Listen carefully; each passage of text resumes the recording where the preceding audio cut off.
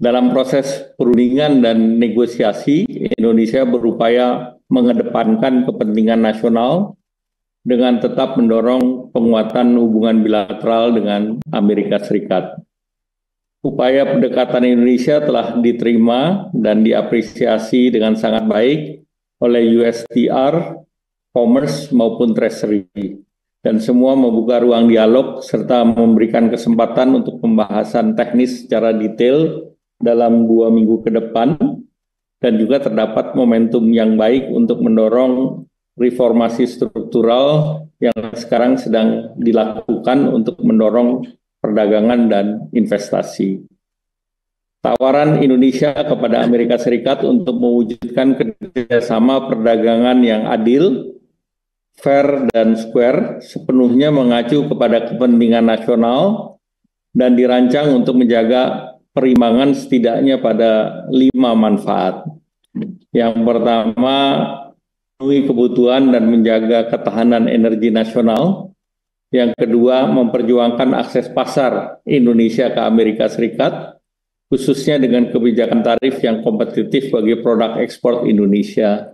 Yang ketiga, deregulasi untuk meningkatkan kemudahan berusaha perdagangan ini yang akan menciptakan lapangan pekerjaan. Yang keempat, memperoleh nilai tambah dengan kerjasama supply chain atau rantai pasok, industri strategis, dan critical mineral. Kelima, akses ilmu pengetahuan dan teknologi dalam berbagai bidang, antara lain kesehatan, pertanian, renewable energy. Kemudian juga dalam rangka upaya negosiasi pemerintah, komunikasi dan masukan dari para pengusaha, asosiasi bisnis, antara lain dari Semiconductor Industry Association, US ASEAN Business, USIBC, USINDO, dari korporasi antara lain Amazon, Boeing, Microsoft, Google, terutama seluruhnya dalam rangka penguatan kerjasama Indonesia dan Amerika Serikat, dan seluruh stakeholder tersebut mendukung upaya Indonesia untuk mendapatkan keadilan. Secara keseluruhan, pemerintah Amerika Serikat mengapresiasi strategi dan pendekatan serta proposal yang diusulkan oleh Indonesia, dan kedua pihak menyetujui proses yang lebih intensif di tingkat teknis. Bahkan secara teknis sudah dipersiapkan 5 sektor khusus untuk sejenis working group agar ada percepatan dalam pembahasan. Indonesia telah menandatangani non-disclosure agreement dengan USTR, artinya kita sudah masuk dalam fase negosiasi, dan Indonesia adalah salah satu dari 20 negara yang sudah memulai proses negosiasi awal.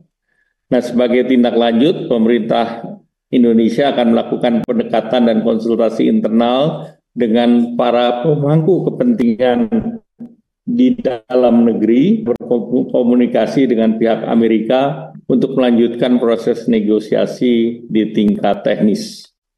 Selanjutnya kami persilakan Ibu Menteri Keuangan. Terima kasih Pak Menko. Assalamualaikum warahmatullahi wabarakatuh. Selamat pagi untuk teman-teman media di Indonesia. Pada pertemuan hari ini, terutama dengan Sekretari BESEN,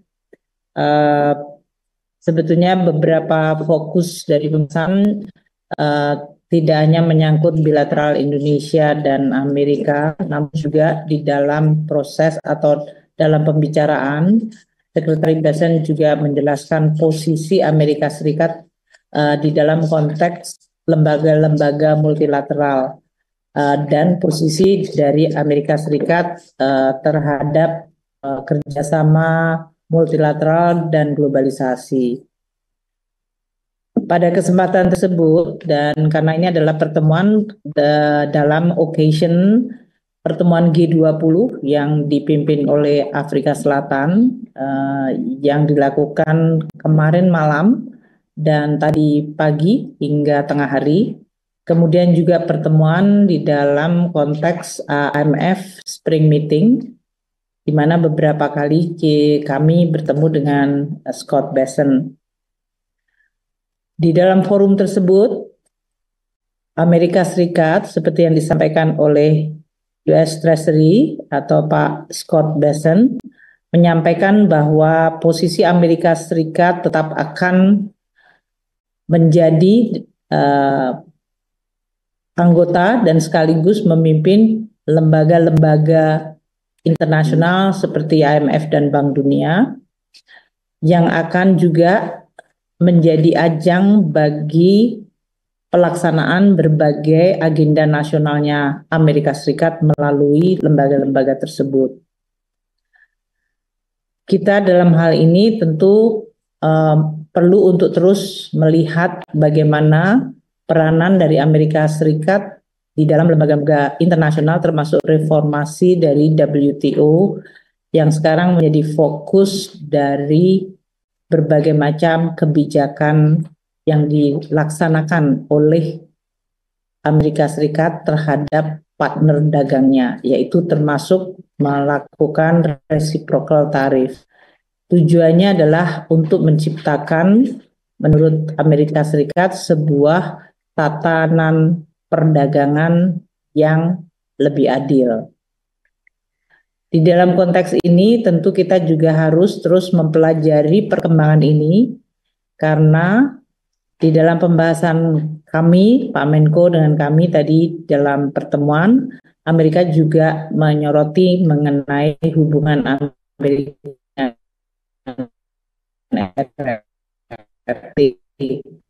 terhadap Indonesia maupun seluruh kawasan ekonomi di dunia. Oleh karena itu, untuk mendukung apa yang telah disampaikan Pak Menko, proses negosiasi Amerika Indonesia dengan Amerika Serikat melalui seluruh jalur yang bisa kita lakukan, baik itu tadi melalui USTR, melalui jalur Department of Commerce, dan sekarang juga dari US Treasury, tentu untuk mendapatkan gambaran yang lebih lengkap bagaimana ekspektasi dari Amerika Serikat dan proses pengambilan keputusan dari pemerintahan Amerika Serikat terhadap berbagai partner dagang mereka, termasuk dalam hal ini Indonesia.